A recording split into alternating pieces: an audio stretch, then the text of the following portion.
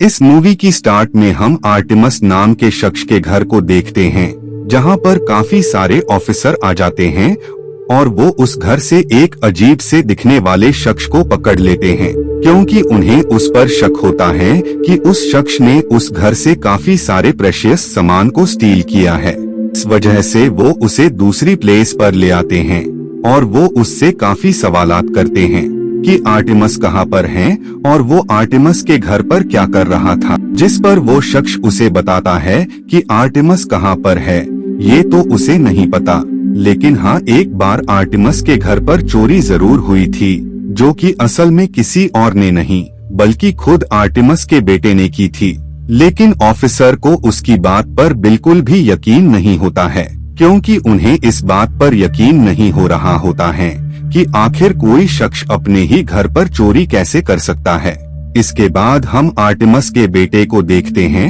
वो बच्चा काफी ज्यादा स्ट्रॉन्ग और काफी इंटेलिजेंट था, लेकिन इन सब खूबियों के बावजूद भी कोई भी उससे बात करना पसंद नहीं किया करता था, क्योंकि वो बच्चा बेहद ही बदतमीज था और वो किसी भी शख्स से अच्छे से बात नहीं किया करता था। आर्टेमस का बेटा सबसे ज्यादा रिस्पेक्ट और प्यार अपने डैड आर्टेमस से ही किया करता था।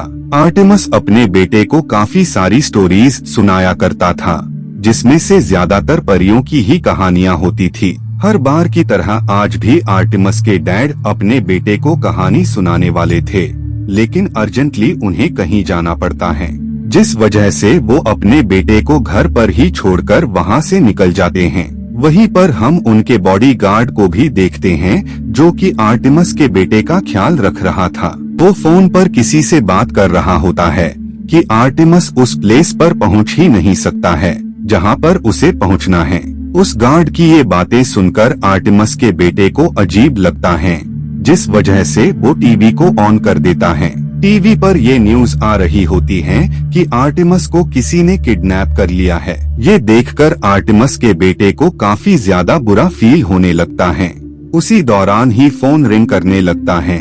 आर्टेमस का बेटा जब फोन को पिक करता है तो दूसरी तरफ मौजूद शख्स उसे बताती है कि आर्टेमस मेरे कब्जे में है और अगर तुम चाहते हो कि मैं उसे कोई भी नुकसान न पहुंचाऊं, तो तुम्हें एक्यूलस को मेरे हवाले करना होगा।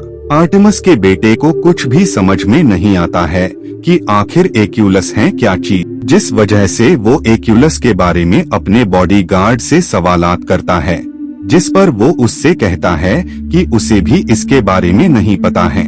लेकिन इसके साथ ही वो उसे बताता है कि इसका जवाब तुम्हें तुम्हारी डैड की लैब में मिल सकता है।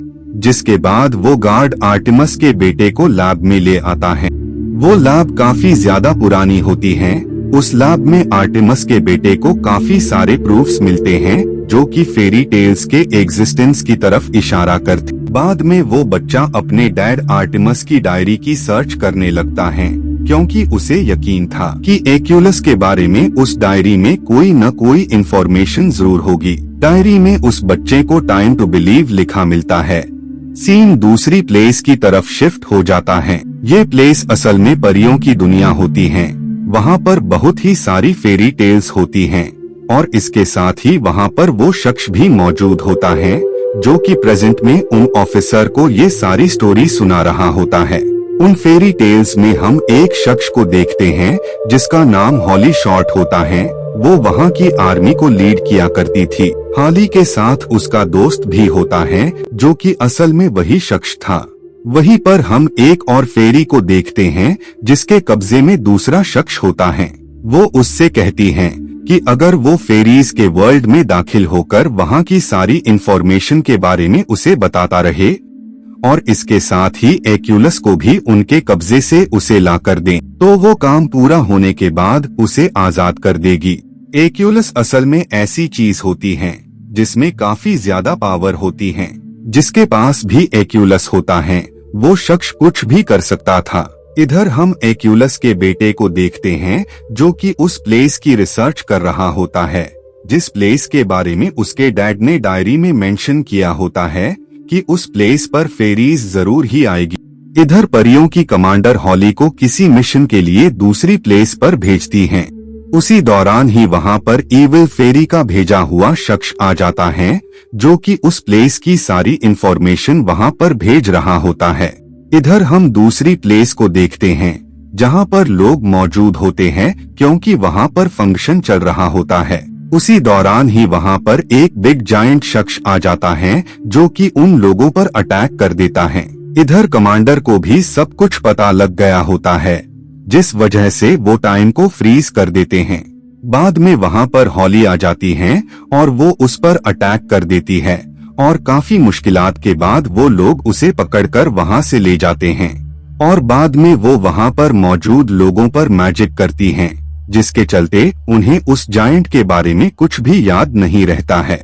जिसके बाद वो उस प्लेस पर जाने लगती हैं, जहां पर लास्ट टाइम उसके फादर मौजूद थे। वहां पर पहले से ही आर्टिम और उसके साथी मौजूद होते हैं और वो लोग हॉली के वहां आते ही उसे पकड़ लेते हैं और बाद में वो उसे केज में बंद कर देते हैं।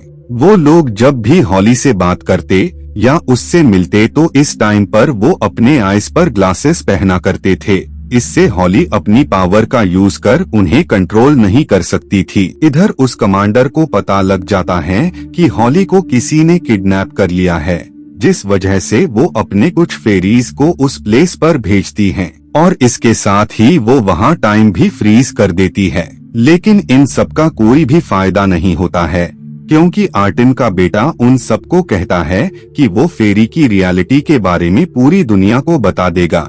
खैर बाद में वो हॉली के पास जाता है और वो उससे कहता है कि क्या वो बुरी फेरी के कैद से आर्टिम को आजाद करने में उसकी हेल्प कर सकती है, जिस पर वो उससे कहती हैं कि नहीं, वो इस काम में उसकी कोई भी हेल्प नहीं कर सकती हैं, क्योंकि इससे उसकी भी जान को खतरा हो सकता है। क्योंकि एक्यूलस को स्टील करने के बाद उसके फादर भी कहीं गायब हो गए थे और वो आज तक किसी को भी नहीं मिले। इस बात पर आर्टिमस का बेटा उससे कहता है कि तुम्हारे डैड ने कुछ भी गलत नहीं किया था, बल्कि वो तो एक्यूलस को बुरे लोगों से बचाना चाहते थे, क्योंकि अगर एक्यूलस किसी बुरे शख्स के हाथों में लग जाता तो इससे हर तरफ तबाही फैल जाती। इधर कमांडर ने उस शख्स को आर्टिमस के घर पर भेजा होता है ताकि वो वहां से हॉली को ला सकें। जिसके बाद वो शख्स उस घर में आ जाता है और उसे वहां पर एक्यूलस दिखाई देता है और इस बात का पता कमांडर को भी लग जाता है, जिस वजह से इविल फेरी का भेजा हुआ शख्स कमांडर को पकड़ लेता है और वो सब उस तरफ बढ़ने लगते हैं जहां पर आर्टिमस का बेटा और बाकी सब मौजूद होते हैं। उनके साथ ही वहां पर वो जायंट भी आ जाता है, जो कि उन पर अटैक कर देता है, जिस वजह से वो शख्स एक्यूलस को निगल जाता है ताकि वो सेफ रहे और बाद में वो उस मॉन्स्टर पर अटैक कर उसे डिफीट कर देते हैं। बाद में टाइम फ्रीज होने लगता है, जिस वजह से वो सब वहां से निकल जाते हैं। जिसके बाद में होली एक्यूलस का यूज करके आर्टिमस को इविल फेरी की कैद से छुड़वाकर यहाँ पर ले आती हैं। आर्टिमस उसे बताता है कि तुम्हारे डैड काफी अच्छे थे, वो बिल्कुल भी नहीं चाहते थे कि एक्यूलस गलत हाथों में पड़े, इसीलिए उन्होंने इसे मुझे सौंप दिया था। बाद में हॉली एक्यूलस लेकर वहां से निकल जाती हैं। जिसके बाद में ये दोनों डैड और सन ये डिसाइड करते हैं कि वो इविल फेरी को मार डालेंगे ताकि उसकी वजह से फ्यूचर में कोई भी प्रॉब्लम क्रिएट न हो। सीन प्रेजेंट में आ जाता है, वो शख्स उन्हें सारे प्रूफ दिखाता है, जिससे वो इस बात पर यकीन कर पाएं कि फेरीज वाकई इस दुनिया में एग्जिस्ट करती है। बाद में आर्टिमस वहां से उसे निकाल लेता है और इसी के साथ ये मूवी यहीं पर एंड हो जाती है।